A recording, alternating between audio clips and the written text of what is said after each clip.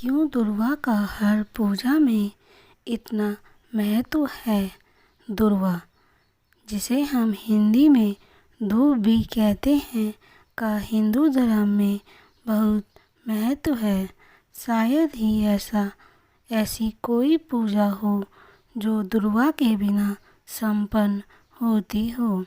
आमतौर पर लोग दुर्वा और घास को एक ही समझते हैं, किंतु ऐसा नहीं है।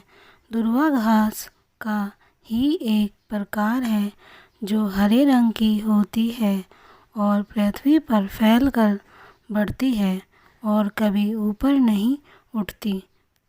पुराणों के अनुसार दुर्वा की उत्पत्ति समुद्र मंथन में मानी गई है। इससे समुद्र मंथन से निकले अन्य रत्नों में से एक माना जाता है। कथा के अनुसार समुद्र मंथन करते समय जब देव और दैत्य थकने लगे तो उसे जारी रखने के लिए श्रीहरि ने मंदराचल पर्वत को अपनी जंघा पर रख लिया और स्वयं समुद्र मंथन करने लगे। मंदराचल की रगड़ से श्रीहरि की जांघ का एक रोम टूट गया और उसी से दुर्वा का जन्म हुआ।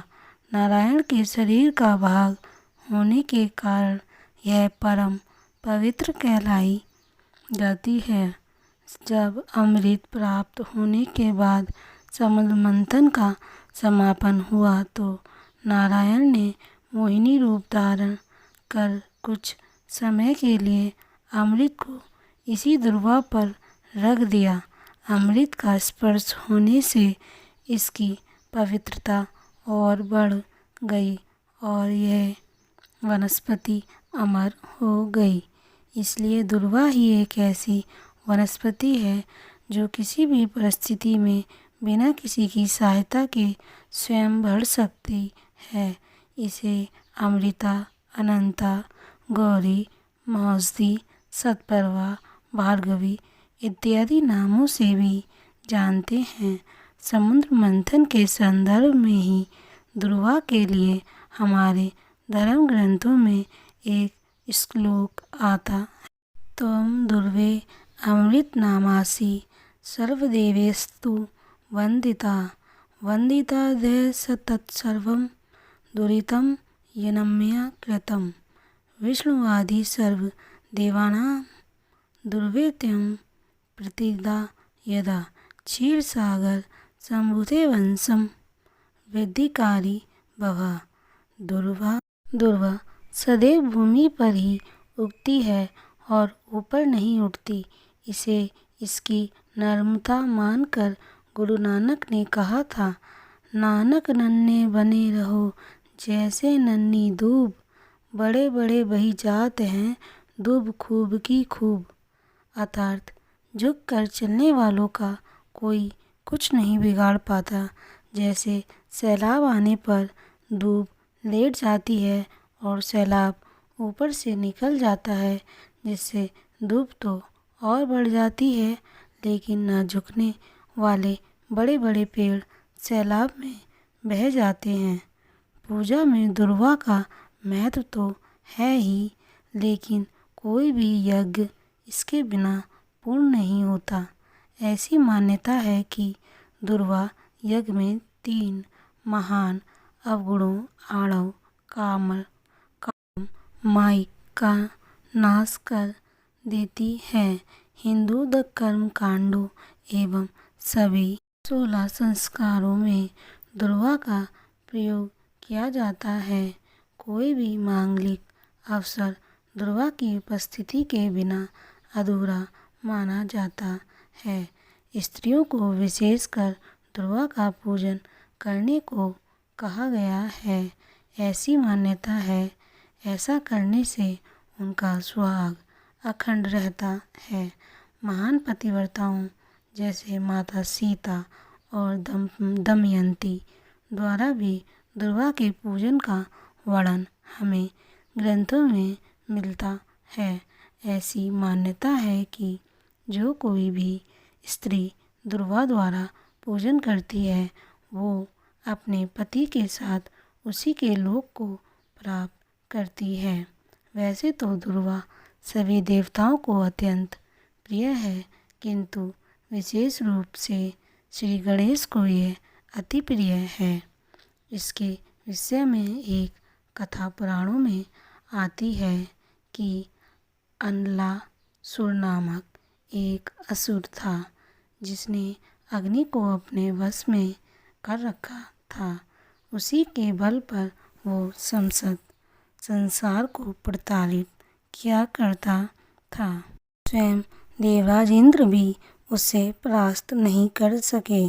तभी सभी देवता महादेव की शरण में गए तो उन्होंने अपने पुत्र श्री गणेश से पृथ्वी का कल्याण करने को कहा। अपने पिता की आज्ञा अनुसार श्री गणेश ने अनलासुर से युद्ध किया और उसे जीवित ही निगलकर देवताओं को भयमुक्त किया। जब श्री गणेश ने अनलासुर को निगला तो उसके ताप से उनके उदर में भयानक पीड़ा होने लगी। तब महर्षि कश्यप ने उन्हें दुर्वा की 21 गांठें खाने को दी, जिसे खाने के बाद उन्हें उस ताप से मुक्ति मिली। तभी से श्री गणेश को दुर्वा चढ़ाने का विशेष विधान है। श्री गणेश को आमतौर पर 11 दुर्वा चढ़ाई जाती हैं और प्रत्येक के साथ उनका एक मंत्र बोला जाता है। श्री गणेश के ये 11 मंत्र हैं।